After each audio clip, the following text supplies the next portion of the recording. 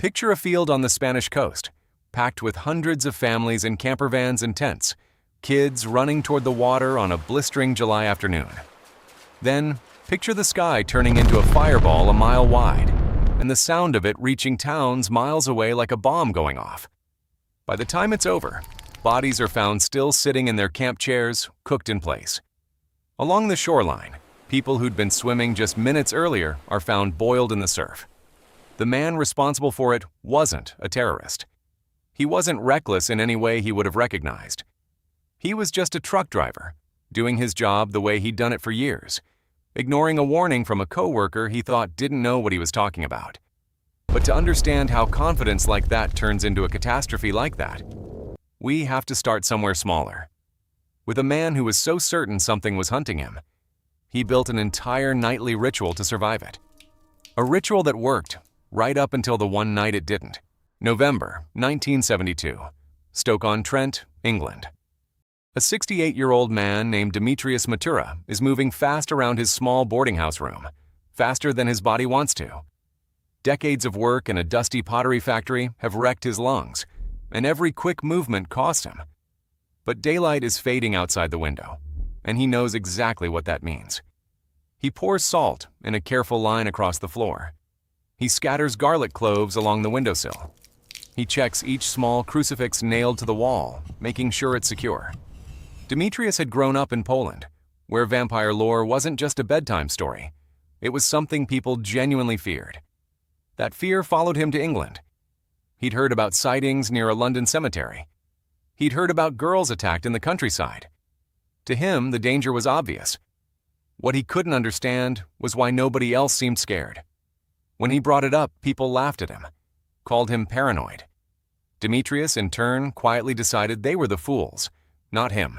So every night, alone in that room, he ran through the same routine. Salt down, garlic out, crosses checked.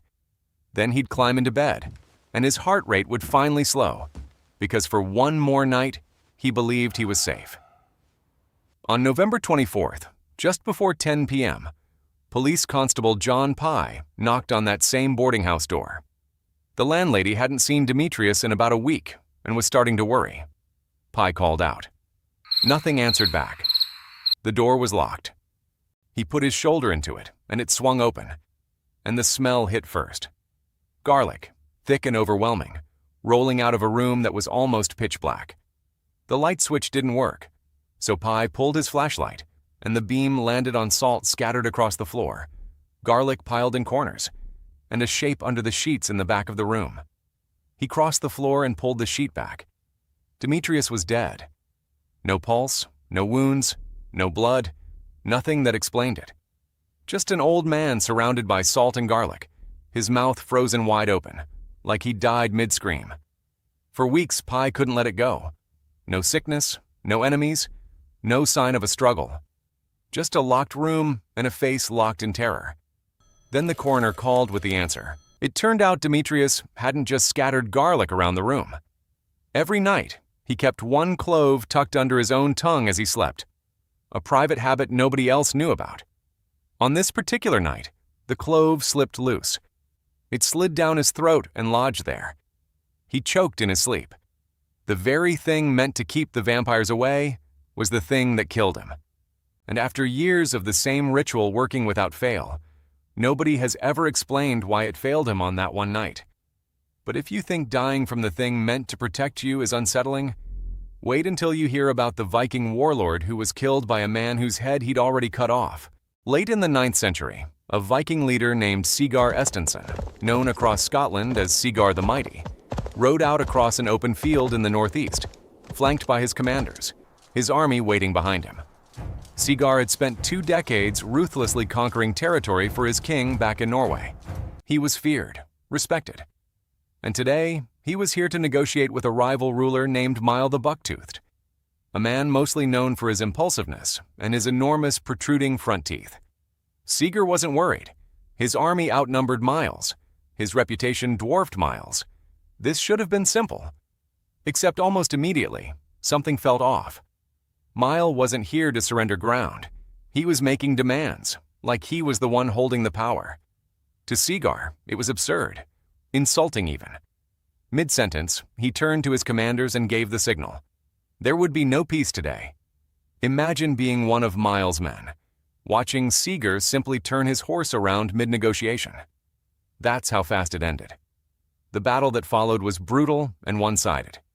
Seeger's army destroyed Miles' forces, and Seeger personally killed Miles, taking his head as a trophy and lashing it to his saddle. Riding back to camp, exhausted but triumphant, Seeger looked down at the severed head swinging near his leg, Miles' mouth still hanging open, those famous teeth jutting out larger than ever in death. Seeger smiled. He spurred his horse into a gallop, and his men cheered behind him. He had no idea Miles wasn't finished with him. A few days later, Seeger was lying under a wool blanket in a stone shack, screaming, delirious with fever. A doctor examined him and told him plainly there was nothing more to be done. And when Seeger heard that, he didn't feel fear. He felt rage, because he finally understood what had happened. As he'd galloped back from the battlefield celebrating, the severed head had bounced against his thigh with every stride, and Miles' oversized front teeth had punctured his skin, again and again. Seeger hadn't noticed at the time.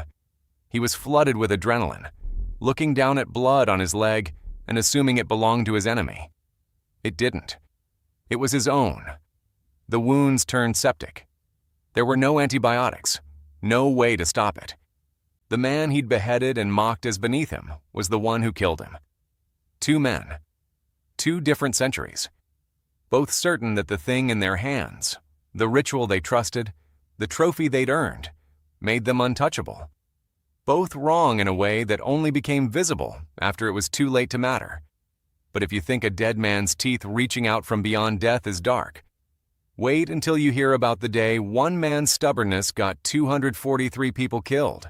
Around 2 p.m. on July 11, 1978, a man named Francisco Ibáñez Belagamba drove down a highway a few miles outside Los Alfaques, Spain. He'd just left the warehouse where he worked, heading home in a truck with no air conditioning, sweating through a heat wave, and stewing over a fight he'd had before he left. A younger co-worker, someone from a completely different department, had told Francisco he'd overfilled his tanker, packed in more pressurized liquid gas than it was rated to carry, and warned him it was dangerous. Francisco had been doing this job for years. He didn't need some kid from another department telling him how to do it. He brushed the warning off and drove away. Up ahead, signs warned of toll booths. Francisco hated paying them, so he took a longer back route that ran along the coast, free and scenic, even if it added time. By 2:30, he was driving that coastal road, more irritated than ever, because somehow it was even hotter near the water than it had been on the highway. Ahead of him was Los Alfaques, a beachside campground packed with campers, tents, and hundreds of families trying to escape the heat. Then Francisco heard it. A metallic groaning sound. He didn't know what it was. It faded. Then it came back, louder. This time, he did know what it was. It was already too late. Pressurized gas needs room to expand, and heat makes it expand further. Francisco's tanker had none of that room to spare. The gas ignited and sent a fireball more than a mile wide, tearing through the campground, triggering a chain reaction of smaller explosions from parked camper vans and gas canisters scattered across the grounds. Ask yourself what that would have looked like from a mile away. People in nearby towns heard the blast and turned to see a mushroom cloud rising over the coastline, followed by explosion after explosion, for several minutes straight. When emergency crews arrived, the scale was almost impossible to process. Bodies were found still sitting in the remains of camp chairs, cooked in place by the heat. Along the shoreline, people who had been swimming when the fireball hit had been boiled where they stood. In the end, Francisco died in the blast himself, along with 158 others. Factoring in the long-term injuries and illnesses that followed, some estimates put the final toll as high as 243. 3 stories, 3 different centuries, 3 different continents. A man who trusted a ritual he'd performed 1,000 times. A warrior who trusted a trophy he'd earned with his own hands. A truck driver who trusted his own experience over a stranger's warning. In every case, the confidence wasn't unreasonable. It had worked before. That's exactly what made it so dangerous the one time it didn't. The image that lingers isn't the fireball, or the explosion, or even the death toll. It's smaller than that.